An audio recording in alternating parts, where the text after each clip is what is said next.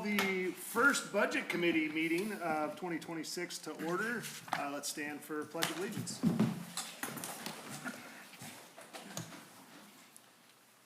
Ready? Begin.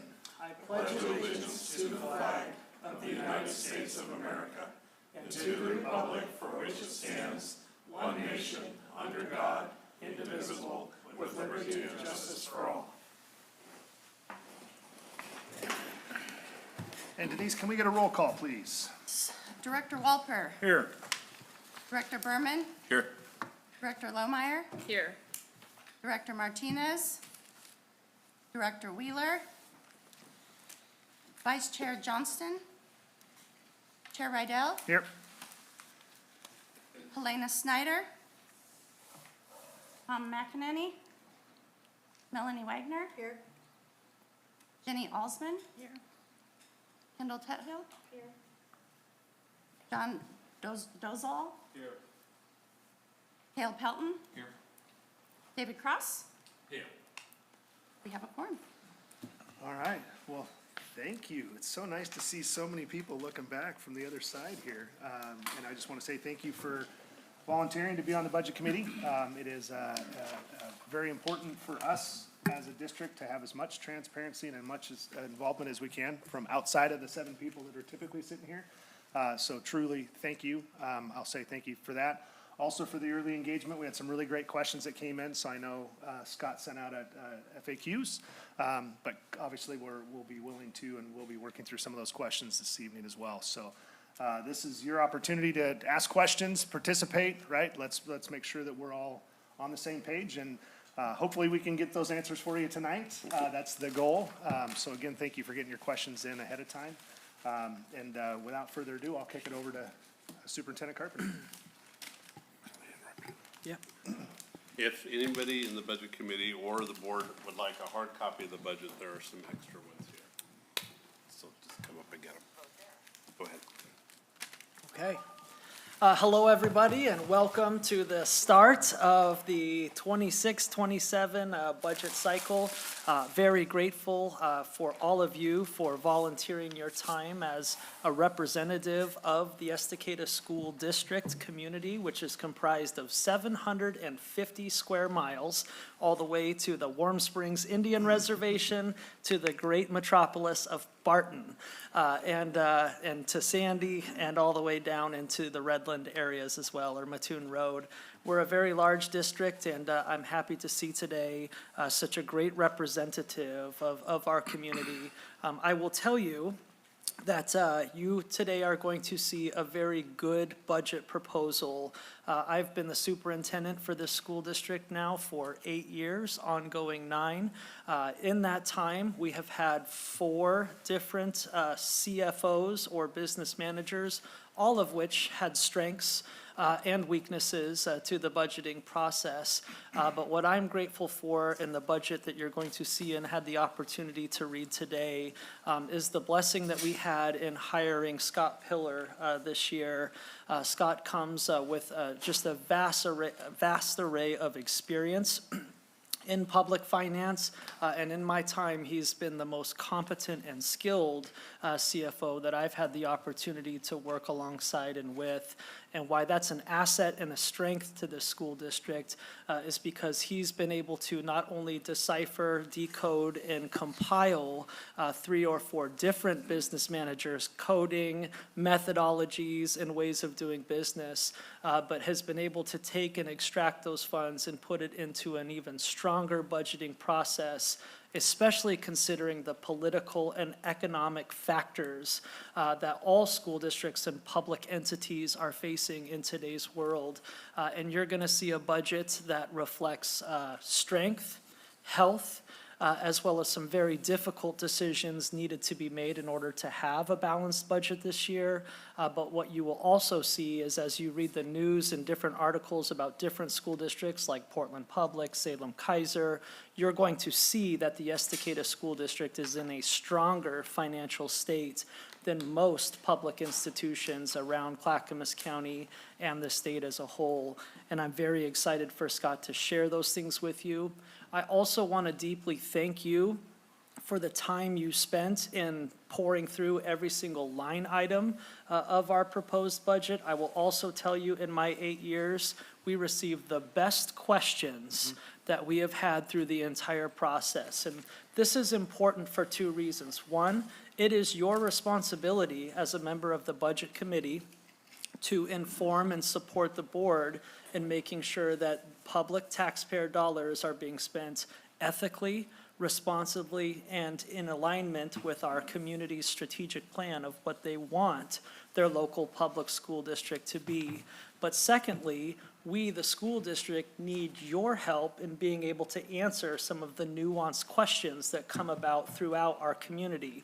So when you're stuck in the ice cream aisle at Thriftway or Harvest Market or getting gas at one of our local gas stations and they say things like, why is the District X with money, we can count on you to be able to cascade that information in a way that keeps our school district transparent, honest, and we're able to communicate the shared mission, vision, and values of what we're trying to accomplish. So I want to welcome you all tonight. I want to thank you all tonight. And as the representative and on behalf of the Board of Education, we're grateful to have very strong members on our board as well this year. And I will let Scott reveal the big stuff, but I believe first we need to go through the presiding officers and officers' elections. And so I'll kick that back to Chair Rydell to lead that process. Perfect, thank you. And I will echo one more thing from Superintendent Carpenter. I think I've been on the board 11 years, coming up on 12, somewhere around in there. And this is the first time we've had a full budget committee. Yes. So that speaks volumes to, I think, number one, the district reaching out and making sure that everybody knows we want people involved, but also people that are caring about the district, caring about where we're headed, and want to be part of the process. So again, thank you guys for that very much. Thank you all. We much appreciate it. So we do need to elect a presiding officer, and so this will be somebody from the budget side of this group, Yes. not elected board members, and that they will just preside over the budget hearings. So do we have a nomination? Can we nominate? Do they- Yes, everybody can nominate, Okay. anybody can nominate. Hi, Melanie. I would step out and say I nominate Melanie Wagner as one of the most senior person that's sitting over there. I think Melanie also, as we go through this process, and if Melanie is elected and does accept, I think what you'll find is this isn't a heavy lift. It's just keeping things moving along, right? So it's not an extra vote, it's none of that stuff. But I do think with so many folks that are brand new to this process, it would make sense to have somebody with the experience. And Helena's not here tonight, so that might have been strategic on her part. I don't know. Maybe. We'll see. No, she's at a SAFAX meeting. And Tom, yeah, what about Tom?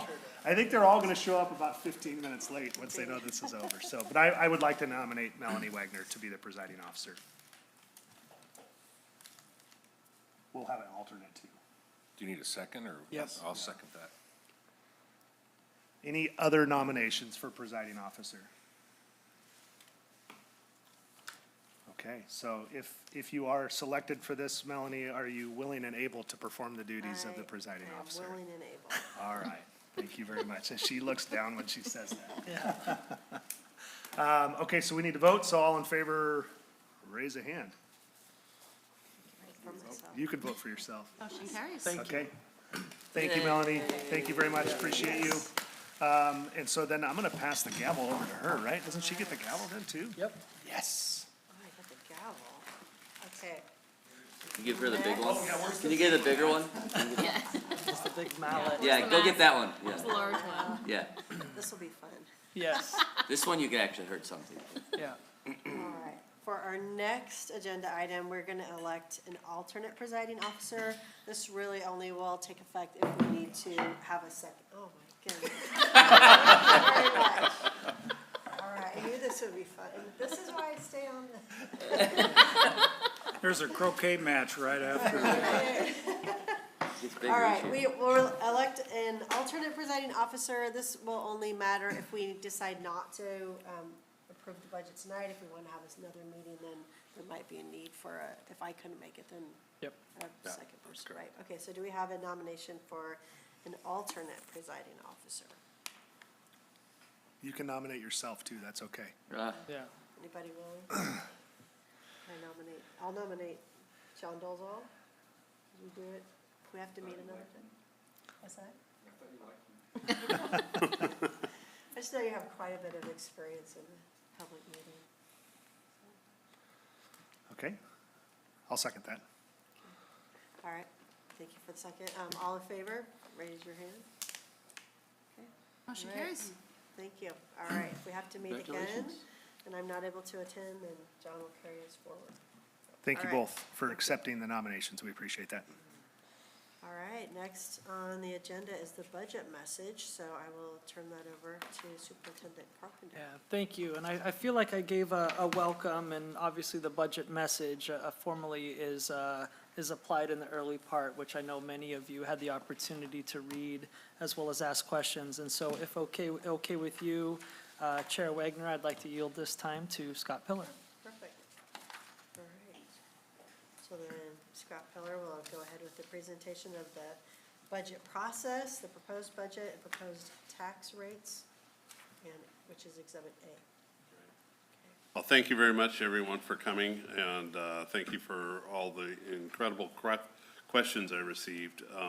I've been doing this for a few years, and this is by far the most interest and detailed questions that I've ever received in my career. So that says a lot about this community. I'm learning a lot about the community as I live here and work within the community since July. It's been a wonderful process so far, so thank you very much for that. Tonight, we're going to talk about the fiscal year 26-27 proposed budget at a fairly high level. We're not going to get into the weeds a lot in terms of line items and programs. I know one of the questions that we had received were it appears as if some of the programs that you were used to seeing have been changed or are gone, and that's not actually true. It's just that the document that you have has been rolled up a little higher than maybe what you're used to seeing. It's actually done in a way that improves transparency. We have a new software program that we've utilized, and we've built what I think is a good and easily accessible document for you. That being said, if there are questions at a more minute level, we're certainly open to receiving those and responding to those as quickly as we can. For tonight's presentation, in the interest of time, I would ask that you maybe hold your questions until the end of my presentation, and then we'll actually have a time frame in the agenda to answer some questions in detail.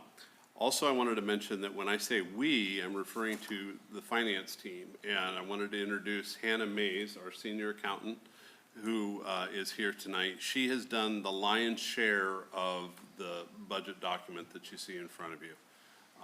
Also, in my career, this is probably the most beautiful document that I've ever seen in terms of a budget document and how it communicates what it's supposed to communicate for people. So as we look at the budget document, tonight we're going to talk about the proposed budget document. We're going to review revenues and expenditures and what impacts their growth and what's happening with us as well as a number of districts in the state of Oregon. We have what's called a disconnect, and that disconnect happens when revenues and expenditures both grow, but grow at different rates. We're also going to talk about the risk factors and conclusions from this budget. As Dr. Carpenter said, it is a very good budget. It's a solid budget. And while we had to make some adjustments that have been unfortunate, I think that's going to make us a leaner and better school district in the long run. Our budget objectives are pretty similar to budget objectives in other districts. We seek to align resources with student achievement and district goals. We, in the Estacada School District, talk about academic return on investment. And this is the first district that I've been involved with that really studies how the impact of the budget resource is on student achievement. And I'm really proud to be a part of that process. It's very exciting for a numbers guy to actually see the impact that finances have on student achievement. We also plan for long-term financial stability. That's very critical in today's environment. You're seeing and hearing from other districts in the state of Oregon and throughout the country, actually, that are taking a more of a short-term approach and really just trying to stave off the inevitable downturn that we're all facing. This budget, I believe, really focuses on long-term financial stability, and we're really happy about that. And also, again, transparency and accountability. The fact that you're all here, the number of questions that we received, all of that points to really strong, solid transparency and accountability for us. The budget document, as you saw, I think you all reviewed that budget document, has a fairly sizable opening section with the budget message and supporting documents. And then we break it out into our major fund categories, the general fund, special revenue funds, debt service, and capital projects. In whole, that is the whole budget. For the most part, we talk a lot about the general fund. That's our biggest fund by far, and it's where most of our activity happens. Sometimes people that sit in this chair and talk about budgets interchange the general fund and the budget document, or the budget as a whole, with all the funds. And if I do that, please just stop me or ask for some clarification, because it's an easy thing to slip into. But again, most of the time, we're talking about the general fund. When we're talking about revenue forecasts, the state of Oregon is actually growing in terms of their commitment to the state school fund and growing school districts. We are in the second year of the biennium, and in our district, we expect the state school fund to come in at about $36.4 million. That's a record amount of state school fund revenue for us. That revenue picture is really dependent on our enrollment.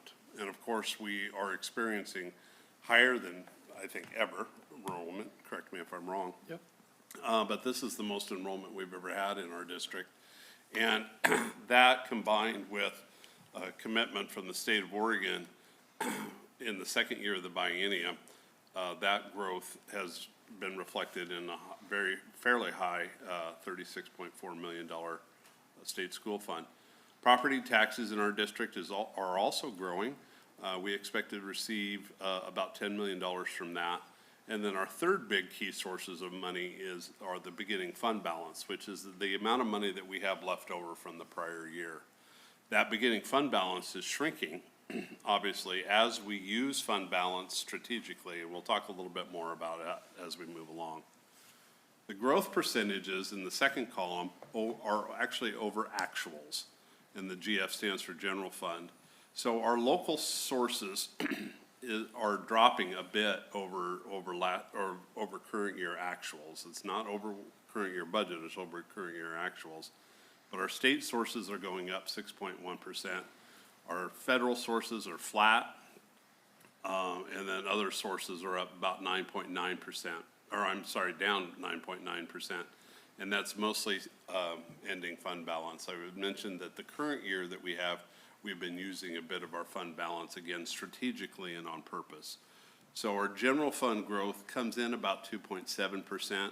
If you add in some of the unrestricted funds that we have, state grants, some federal grants in the special revenue side, our total unrestricted fund growth is about 3.4%.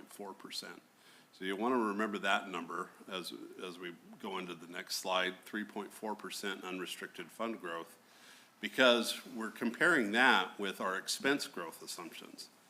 Now, what we did when we build the budget is we essentially take the current year budget and decide how much it's going to cost to do exactly that next year. That's essentially the first step in our budget process. So we move everybody over. If they have steps on their salary scale, we project those out. We talk about raises, we look at the back contracts, what have we decided on this? We look at our historical expense ratios for supplies, purchase services, all sorts of other expenses.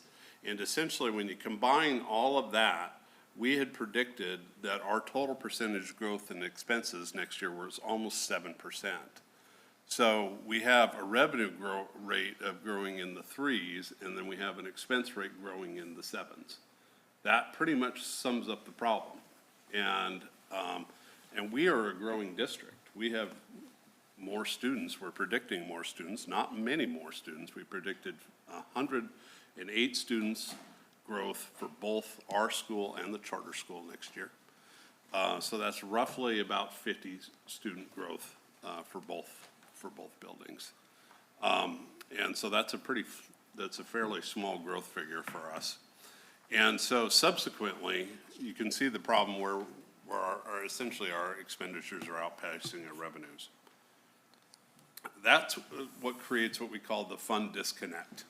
And it happens, the reason why this is important is because people sometimes say, well, gosh, we're spending a lot of money on state school fund. We're spending a lot of money in taxes. How is it that you are constantly asking for more and more and more?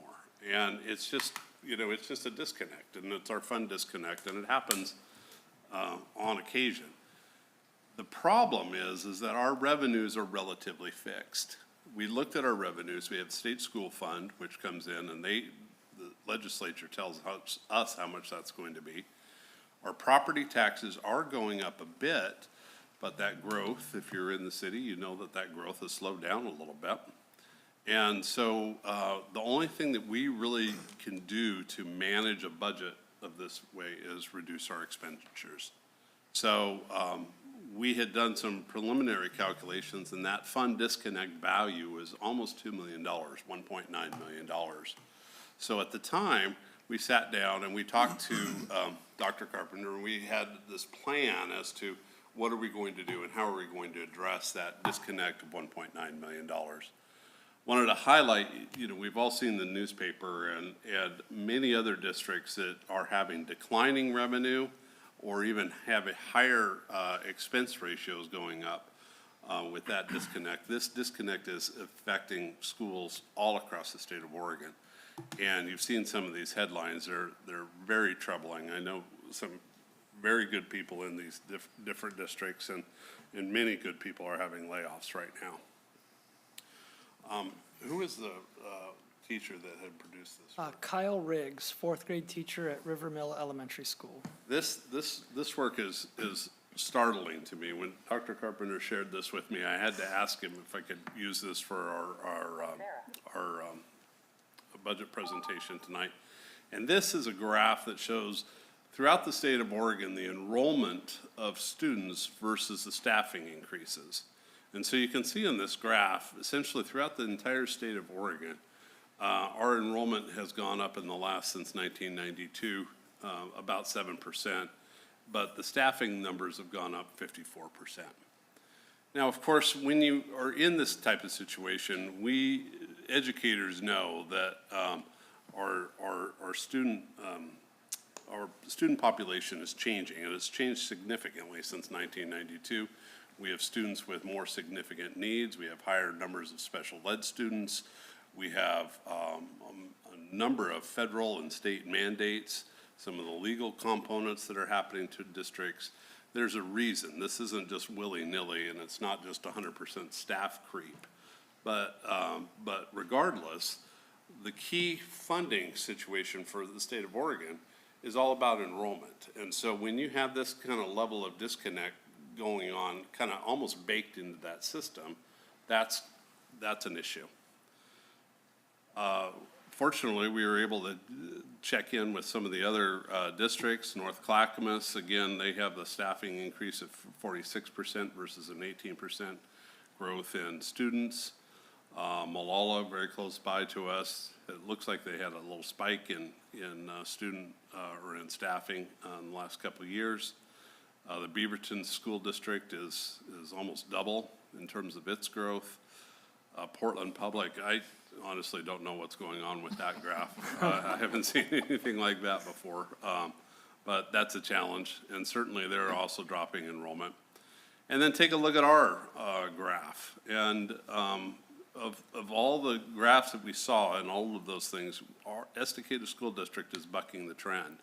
Our students' enrollment has actually gone up more as a percentage than our staff numbers have gone up.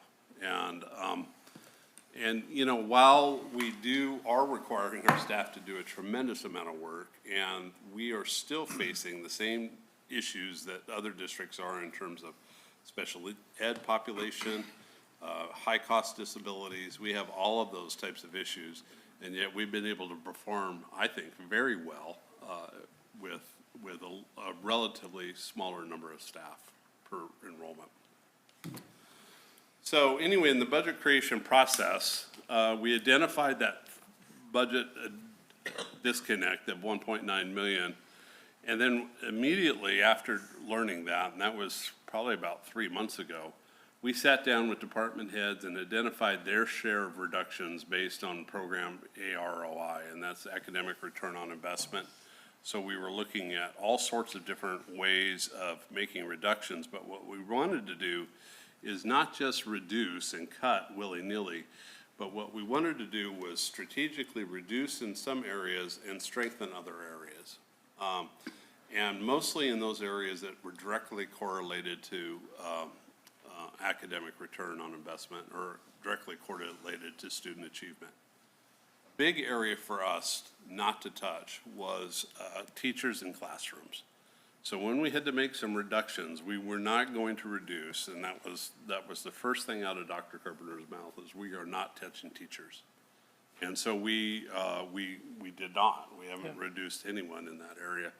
So so that was a long process, but it was a good process because it got all of our department heads and upper line staff talking about what is the best thing to do for kids in this particular situation. Gratefully, we didn't have that much relatively to cut. I mean, but $1.9 million is a decent number. Don't get me wrong, but relatively speaking, it was easier for us to do that than for other districts. So after that process was complete, all of that budget information was gathered. Hannah sat down and closed the door and locked it for a bit. I didn't speak to her for about a month, and she created a proposed budget implementing all those reductions and the updated assumptions that we've had. And that proposed budget document is the document that you see in front of you right now. And it's a balanced document. It is still going to deliver an excellent school district experience and school experience for all of our students next year. And it also prepares us financially for anything that might come down the pike. We have some good reserve numbers in there, and we'll talk a little bit more about what we pick for reserves. But it also allows us, our staff, to do what they do best, and that's educate children. So that's the budget committee document that you have in front of you right now. Of course, with any document or any process that you take, there is some budget risk. And our job, I think, or my job particularly, is to build in some mitigation strategies. So our key financial risks that we've identified here are economic downturns. Believe it or not, our economy in the small communities like this, and I spent a lot of time in smaller communities such as Estacada, we seem to get hit economically hard a little bit worse than big cities do. And so we tend to be a little bit more on the edge when it comes to economic downturns. So we worry about that in our office and in fiscal. Also, we've got inflation pressures. You know, we were just paying, you know, we pay a lot of bills in there, and we are seeing some of our fuel bills and our electric bills and all of those types of things are going up great guns. We're all experiencing that in our day-to-day lives. But for school districts, we've spent a lot of money on food, we spent a lot of money on fuel, we spent a lot of money on power, and those numbers are just going up. One of the things that Estacada also has to take into consideration is what we call physical plant stressors. And so our buildings are pretty old, as you know. And so with older buildings, costs bring higher costs. Everything from utility usage to repair. We have to swap out all the lights. The next time you come here next year, I don't think that you will recognize any of these lights because they don't make them anymore. So subsequently, we have to find replacements for those. So that's one of our issues. And one that I didn't put on here, financial risk, that is really concerning to us is our special ed population. Some of our special ed students need to be educated outside of the district and in some specialized programs. And some of those programs are incredibly expensive. However, what we've done is we've built in some protection reserves and in our budget to allow us to be able to pivot and move into those should the need arise.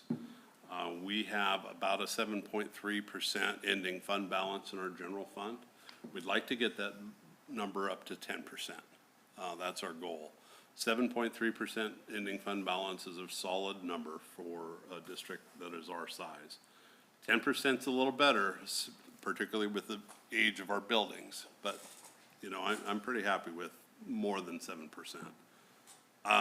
Also, the other thing that we're utilizing in our office is a multi-year financial planning approach. So we're gonna be starting to look more on what we call a 3-year out. So we're gonna be looking at finances, not only just for the current year, but how is that going to impact us 1, 2, 3 years down the road? For instance, we have a program that said if we start up a nice program or something and hire some folks, you know, in education, folks typically stick around. They like doing what they're doing, and if they're really good, we want them around. And so subsequently, we have to take an idea of what that salary impact is going to have on our bottom line for 3 years out and make some real planful decisions for that. Not just next year, not just the current year, but down the road a ways. So that's one of the mitigation strategies that we're gonna implement. And also the preventative maintenance and capital planning. We are, in my opinion, desperately in need of a bond. And we have been talking about going out again for a bond, and we're making some headway in that area. But it's gonna be time for us to really kind of get down and roll up our sleeves and talk about that, how that's going to work. Because we are a growing district. We're one of the few growing districts in the county. And having facilities that we can actually pay for and manage in a cost-effective way is going to be probably best for our long-term health. Finally, I wanted to just highlight a bit about the budget approval process because I know that we have some new people on the budget committee. The budget committee tonight, you've received the proposed budget. We will have a hearing tonight, and that is just a hearing of citizens. We don't have a big crowd tonight, so I don't think that we'll have many people testifying. But in case we do, we'll still open up that hearing tonight. And then you tonight, when you, as a group, and that includes the board and the budget committee side, all together you're the budget committee, you will decide if you want to approve that budget tonight. It's a motion and a vote of the group, and we can actually probably go home tonight if you feel like that's the way it goes. If you want to spend more time talking about the budget, I can talk all night. Then after the budget committee approves this budget, it goes to the board next month, and they will have another hearing on that. And then they will adopt and appropriate the approved budget, and you impose and categorize the tax. And that has to be done by law by June 30th each year. And then staff, I usually take that and certify the tax rate and distribute the budget to all the parties that need to be distributed to, and we do that in early July. So that's the entire budget process and approval process. Key takeaways: revenue is growing, but at a slower rate than our costs. Personnel costs drive a majority of our budget. Our budget personnel costs are in the mid-80s. So when you do have to cut, you typically end up having to look at people, simply because if you have to make a reduction with 86% of your budget salaries and benefits, we are a people business. That's where you have to end up looking. A structural gap exists currently between revenue and expense growth. We're much better positioned than many other districts, mostly due to our staffing discipline, as we pointed out. And then our long-term stability requires us to continue to focus on efficiency and planning with a multi-year view. So that's what we're going to be doing. So right now, questions, I think we move into budget committee questions and information requests. And Madam Chair, if that's okay, I'll just open it up to questions at this point. Is that okay? That would be great. We did receive, thank you very much for those who have sent in questions. The FAQ form should be on your desk. You have that. So those are some written answers to some of the questions that we have. But if you have if you want further clarification of those, I'd be happy to talk about those, and any other questions you might have about the process. I've got a question on ROI. Sure. And, I you know, might lean on I my think boss for that's that. one area we really need to communicate on. Okay. And the reason why I say that is a lot of people out there don't understand what ROI is, return on investment. So when you go to the store and you give somebody $2 and they give you a gallon of milk, you get your gallon of milk. But a lot of people out there today say, hey, I give $2 to the school, what do I get for that? Now, one of the things that we know that we get is we're getting a higher graduation rate. But almost everybody knows that. That's out in the public view. I think there's other areas that we're gaining, for our money. And I think would be prudent for us, especially if we want to go out for a bond in the future, to highlight those items that we're getting for our dollar. Budget time's probably a good time to do that. People will look at that budget, I'm talking about parents and people in the community, and they're gonna say, well, I'm putting out X amount of dollars. What do I get back? We need to tell them what they get back. Yeah. I think we should do a better job of that. I think that would help. No, I think that's a perfectly fair comment, and it is something that we clearly need to improve in terms of communication.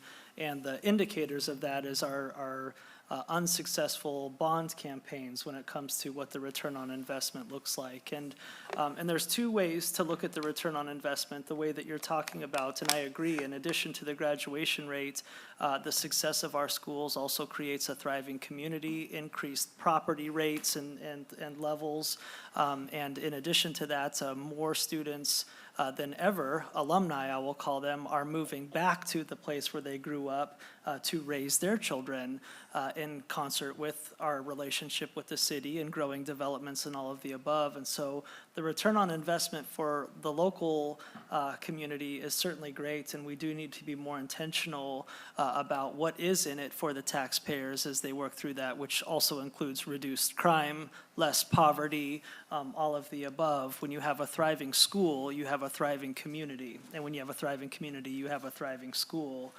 in that process.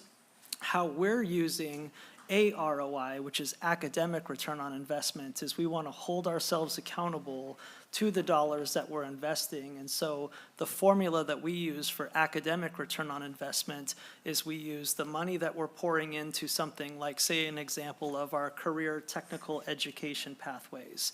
And in Estacada, we have electrical engineering, manufacturing, auto mechanics, agriculture, and we're introducing a new forestry program next year into our school district. So that's 5 CTE programs, which will cost the school district a little over $1 million next year to execute.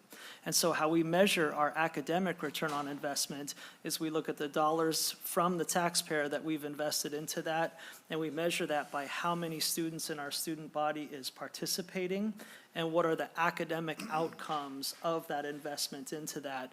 And so as Scott was talking about how we're looking at different programs, we made decisions based on that academic return on investment algorithm to determine what programs are giving us the most bang for our buck with student participation and student learning outcomes, so that we can convey to the community as well as continue to invest in that. Much like a business, a lot of people criticize public education for not running more like a private business. There's some vast nuances to why that can't work, but this is an effort for us to be able to speak business language to those who do look at return on investment in those areas.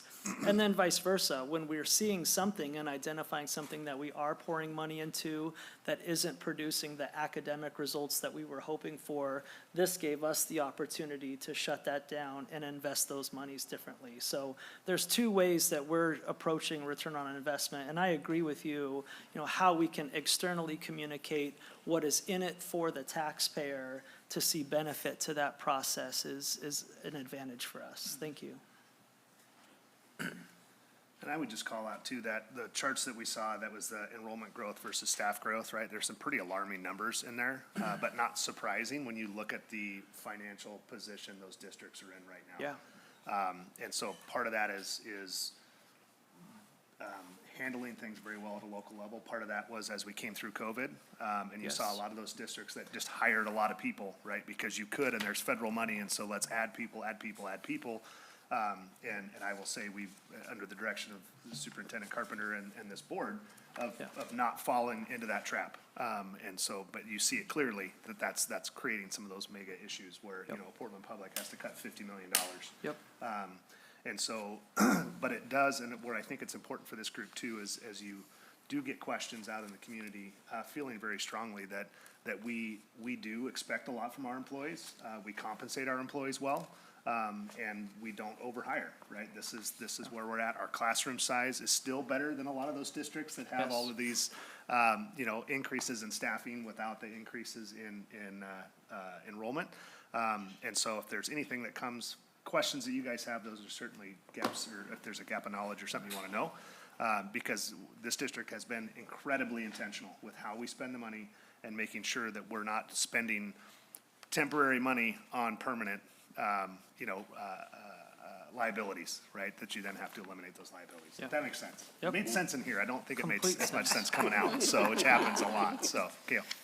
The question I had is that why it was better to negotiate a longer-term contract with the teachers to help plan for this? Because that makes more sense now from conversations that I've been around. Yes, So, yeah. yes to both sides of the argument. One, we wanted to make sure that we had a competitive compensation package. And we've been working very hard over the last 4 or 5 years to make a competitive package. Our data would tell us that over the stretch of the last decade in Estacada, we would lose some of our best teachers to bigger school districts because there was a $10,000 advantage to take a job at North Clackamas over staying in Estacada. And we really wanted to retain our talent. And so that methodology, and it didn't happen overnight. I mean, we were trying to close the gap each and every single time, and that gave us the opportunity to do that. And then secondly, we just wanted a long-term contract because we wanted to keep the culture and the environment inside our organization healthy. And as you look at the news and you see different types of end fighting that occurs through bargaining and contract negotiations, we wanted to put something together that gave us some sustainability and some consistency, allowing us to focus more on kids in the classroom than compensation and wages. Good question. Yeah. How long is that contract? It's 4 years, and this is year 1 of that 4-year contract. Makes sense with the long-term budgeting Yep. process. Yep. We are, however, this spring, starting the contract negotiations of our classified staff, and that would consist of like cooks, custodians, bus drivers, paraeducators, et cetera. Question, just help me understand. So, in business and in life, there's many things you can't control, and there's a lot of things in this budget you have no control over, but there are some things you do control. Yep. Is there, and if not, I'd like to recommend that one is written, a written reserve restoration policy that describes how we intend to get to that 10% figure that you'd mentioned. Is there a written policy at the moment? We do not actively have a policy requiring an end fund balance or a reserve. Some school districts do, but at this point, it's always been our goal to try to be in that 10% range. What is it, I don't know, GFCO or whatever it GFAO. is, an acronym that even I don't know the words to, is a national body of people that recommend that school districts can consider themselves healthy if they're between 5% and 15%. For a school district our size, we need to be closer to those double digits because of our scale, where Portland Public, for example, probably needs to be closer to 5% because of their scale. And I think Scott said 7.9%, but I actually think it's not, or I think it's 9.3% is where we think we're going to end, if I'm not wrong on that, or it's in our board report. But I think we're Well, going to be. that's for next year versus Oh, this got year. you, yeah. Yeah. Yeah, for we- next year, so. And we Go ahead. usually come in a little higher than our budgeted amount, so. Yeah, but our goal is always to hit that 10%-ish range, and we see this budget as coming in, I don't know if this is a technical term, but close enough that we know that our unspent categories will probably push us over that goal. Yep. Yep. And that is a number, because again, to your point, David, from a business standpoint, that makes sense with the district, because that number can fluctuate every year. We also don't want to get ourselves into a position where we say it has to be at 10 and we're going to remediate this to 10, and now we're making decisions that we don't think we need to make, because that's not Yeah. a hard and fast number at that 10. It's more of a goal than like an early warning from a finance standpoint. I deal in those all the time, so it's just that guideline, and so we're okay. We've been down in the 6% range. We've been up in the 12% range. Yeah. And it does swing back and forth. So I think we have that. We don't have a written policy, but it's one that we talk about every single time. Where are we at? Where Yeah. are we landing? And if 7.9 is the right spot to be, because we don't want to impact the teachers or the classroom, then I would rather say, cool, we'll be at 7.9, than impact those areas and push that to 10, just because we've decided that's where we want to be. It's That makes age sense. rather than hard and fast. Yes. Yep, Yeah. yep. But great question. Thank you for asking it. Right. Any other questions? John? Do you have anything that's a high priority question? Two. Okay. In the context of ROI, I see that there are federal and state requirements. And so what impact do those requirements have on ROI? And is there a way to, I'm assuming it's negative. And so is there a way to distinguish or differentiate that when it came time to talk about what the things that the school district can control, the return on investment of those things? Yeah, I can answer that. Thank you very much for that question. So most of our federal programs are all in special revenue funds. And we internally consider those restricted funds. So for instance, Title I is in a special revenue fund. And when we are talking about. And the Title I is for students who qualify for poverty levels, and its emphasis is on getting them to read at grade level for that specific demographic. Exactly. So that's an example of some restricted money that we can only spend on getting those students to read Yeah. better. So that's the focus on that. When we are looking at that 1.9 differential that we spoke about, what we had to do is we had to cut out essentially all of those special revenue funds that we consider restricted, that have specific needs that need to be met. So we didn't even look at those monies, and we were reducing 1.9 million in expenditures out of our unrestricted funds, which include the general fund, which is mostly unrestricted. That's an area where we have some control over expenditures anyway. But also we have some state grants. One that comes into mind is High School Success, another is SIA. Those are two state grants that we have that, while they are somewhat restricted, they're more unrestricted than not. And so we have the ability to put in different programs that we know will work and get funded in that area from that part of money, which frees up some others in the general fund. Yeah. I hope that it answered your question, Yeah. but you're right, though, because we are handcuffed a bit by accepting federal monies. We are required by law to spend those federal funds only on that specific program. One difficulty, if I could just expand on that a little bit, that we are experiencing stresses on when it comes to the federal carve-outs is, again, our expenditures starting to suffocate the allocations from the federal government. And an example of that is we get federal monies called IDEA, which is specifically for serving students experiencing special education and those realms. And making up a number, but if IDEA from the federal government was to provide the Estacada School District around $600,000, we use that money for staffing to support students in special education. But as our costs are rising, and in the current federal government climate, you may see articles about, how the current administration is either freezing or reducing federal funds. And I'm not taking any political stance on it. I agree with it and disagree with it all at the exact same time. That the challenges for us is our ability to provide the quality level of supports based on the flatlined or reduced funding from the federal government. And that does impact our academic return on investment of just really creating accommodations, allowing students to access public education in the way that others do, if that makes sense. It did say though there were state requirements also. Yes. But you've only talked about federal. Are there, I don't need the whole enchilada, but Yes. are there?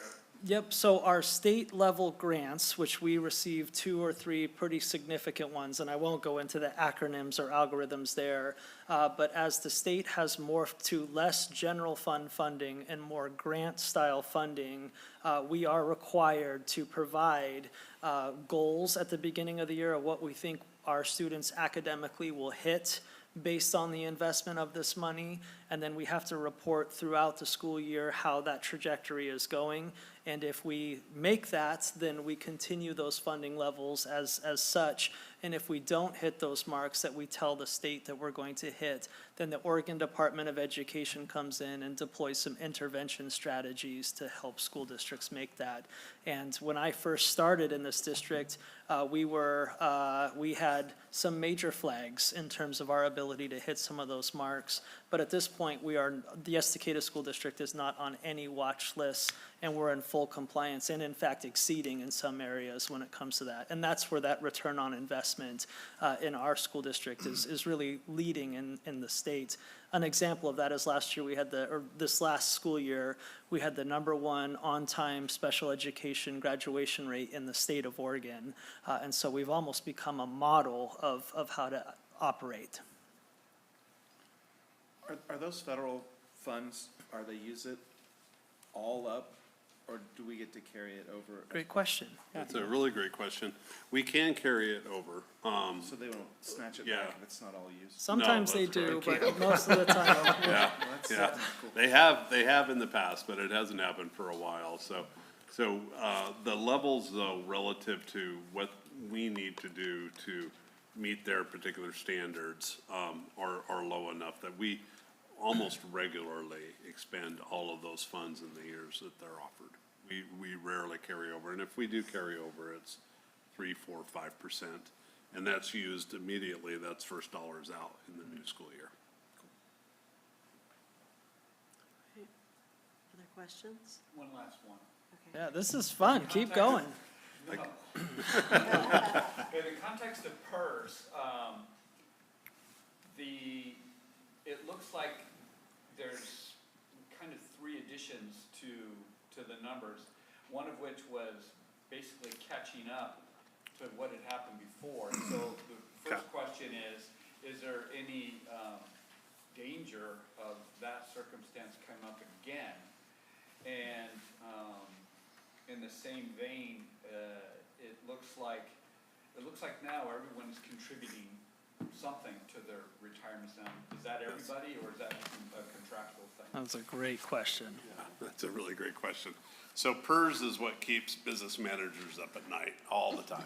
So it always seems to be going up and up, and it always feels like we're always paying for past sins. And it's an interesting problem, certainly, and I could probably do an hour conversation on it. I can say that with PERS in general, the cost factors that we have are the PERS retirement rates for our current employees, Then we have a pool of money that we have to contribute that's called the UAL, which is unfunded actuarial liability, which is essentially the money that we pay for old employees, but are old employees. So, you know, it feels a little better just because they happen to have worked at Estacada for a while.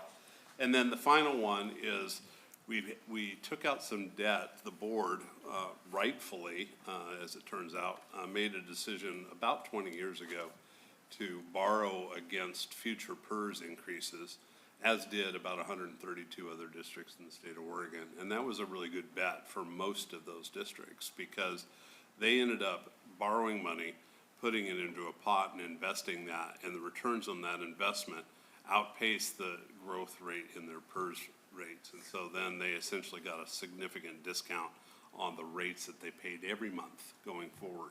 But in addition to that, they also had to pay some debt off for those bonds. Those bonds are expiring at the end of next fiscal year, not the one that we're budgeting for, but the year following. And so we have some debt service that we're paying off on that. But in general, our PERS rates, they're high. They go update every 2 years. So we're in the same rates that we were in last year or in the current year. But we do expect them to go up higher. So that's one of those things that we need to plan for and be mindful of 3 years down into the future. And the modern educational employee today does contribute some of their own monies into our version of the 401K, but that hasn't always been the case. Yeah. Well, and I think the other thing too to keep in mind when we talk about these types of things and why it keeps business managers up, right? The funding of the PERS is not part of what the state looks at when they fund the schools, right? It is literally, they don't look at buildings, they look at number of kids, that's it, right? And so there isn't an increase in funding that comes from the state as we have these tier one folks that are retired and living longer, frankly, right? And Yeah. so it is a risk, and it's one that there's zero funding. So when you're talking before requirements that don't get funded, this is a big one Yeah. that, there's no funding for it anywhere, and it's on us to try to find where to pull that from. And we've done a great job over the years, of being proactive with it, but, yeah, it also keeps board members up at night sometimes. Yeah. too, I'm so. sure. All right. Is that all of the questions from the budget committee?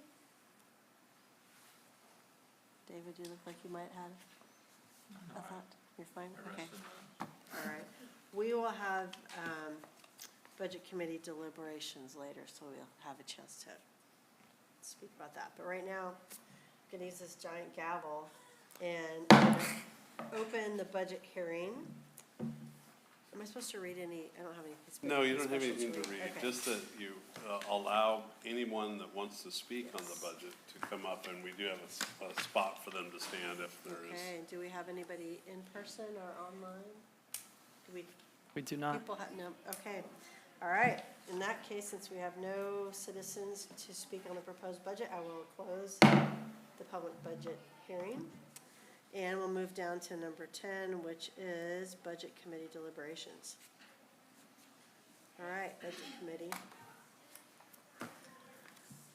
What are you thinking about this budget that has been laboriously put together and I think very thoughtfully and in the best interest of our students and our community put together? It's a balanced budget.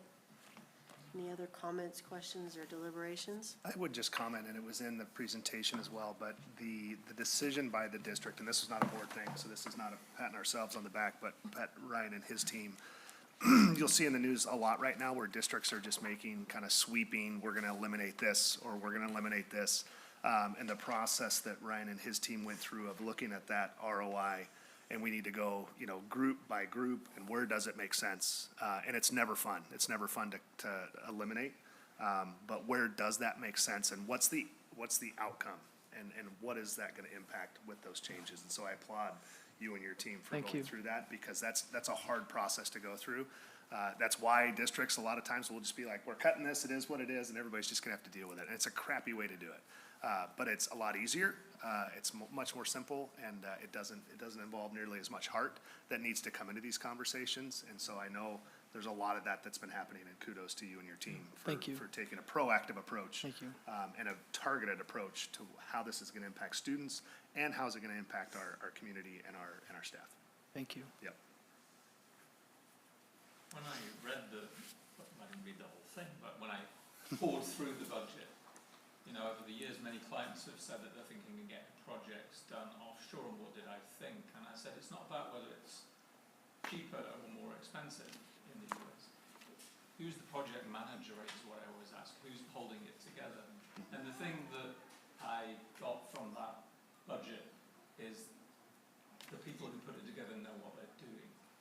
And Thank you. the budget is a statement of intent, and you hope that it's a balanced budget, because when it shakes out, Yeah. let's hope it's balanced. But what comes across there is that there's a confidence when you read it, that it is a good budget, it is a well thought through document, and it's well managed, and it looked like a really coherent, well considered document. And the fact that there were so many questions and you responded in a way that was,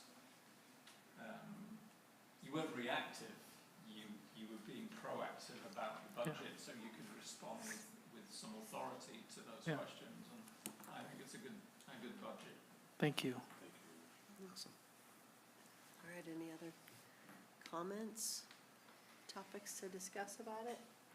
Have the decisions already been made for the people that will be the human capital that is being affected by this? The human capital have been identified, and we're about 75% through the notification process. It'll be 100% complete before Friday. So they have plenty of time to, Yep. We felt like that was good sportsmanship. yeah, absolutely. Yeah. Stinks. Yes. Yep. I understand. Yep. All right. Well, I am a strong supporter of our schools and also our local charter school. And I think, I haven't been tracking with your discussions about Summit Learning Charter, but I think it's a financial benefit for the school to sponsor. And Yes. even with having such an excellent charter school so locally, you know, in the area, this school district is, the brick and mortar school district is still growing. Yeah. And so, I mean, I think they just work hand in hand so well, and Agreed. it's an asset to have choice Yes. for students, and so I think that's fantastic Yeah. that we're still able to Thank you. sponsor them. And our partnership has been great this entire time with the charter school, and we appreciate the new leadership and the work that's continuing to develop through that process. Thank you. I agree. I served on the board of a charter school for 5 years, and there was always that kind of feeling that it was public education or charter school. And Yeah. I think that the way that you're supporting that is a really, it expresses a confidence that you Yeah. know how to educate a group of people, Yeah. but also how to support alternative learning methods within that framework. So, Yes. yeah, it's really good. Yeah, thank you. And having the students downtown. Yes. I can't remember, has it been a year, or has it been 2 years? I think it's only It's been a year. been a year. Okay, yeah. It's been a year, Yeah, all right. it's been a year. We'll move on from that, but I mean, I think that's been nice. All right. Any further deliberations before we look for a motion? And I would just say again, since we have some newer folks here, so that motion to approve it, it approves it in this committee, and then that forwards it on to the board. And so then we would deliberate over that or pore over it and do our additional reviews, and then would look to either approve the budget or not approve, but approve the budget in the following meeting. So that's what you're motioning now, is not to Yep. actually approve it. It's for the budget committee to say, we Send feel it good to the about it, board. send it to the board, and then the Okay. board will do a final vote We do have- before June. We have the option to approve or to recess to the meeting to a future date, but we Correct. have had such a really good discussion tonight. Yeah. Yeah. I do appreciate getting the budget early also, so we have time to look Yes. through it, get all our questions written down, and, anyway, so do we have either a motion to approve or to recess, whichever way? And I think, just so the budget committee knows, you do have the, motion behind the agenda. So anybody on the board side or the budget committee side can make the motion. It's written up there. It just starts with I move. The requirements on that particular motion are the budget amount, which is that long $76 million number. That is in aggregate, so that's all of the funds rolled in together. And then also the permanent rate must be mentioned, and that is the tax rate through Measure 5, Measure 50 years ago. That's the amount of money that people in our district have on their property tax bills for the operations of the school district, not the bond, the operations. Okay, do I have a motion? Anybody want to read all of those numbers? Or discuss later? Can we just say the words? Yeah, just read it. Say the words. Just read it. Read the quote. Just say the words, okay. I'll read it then, that's fine. Okay. Be it moved that the Budget Committee of Estacada School District hereby approves the 2026-27 proposed budget in the total sum of $76,599,267, and that the permanent tax rate of $14.76 per 1,000 of assessed value be levied upon all taxable property within the district. Second. The first and the second. Any other discussion? All right. How do you call for the? All in- I call for the- all in favor. All in favor, thank you. All in favor, raise your hand. All right, any opposed? Any abstains? No abstain? Okay, so motion carries. Great All job. right, thank you very much. Great job. Thank you. Thank you, guys. Great work, great questions. So, thank you, guys. I think I have to sign it and turn it in. All right, anything else, or can I go ahead and adjourn? Bang it. All right. All right, great job.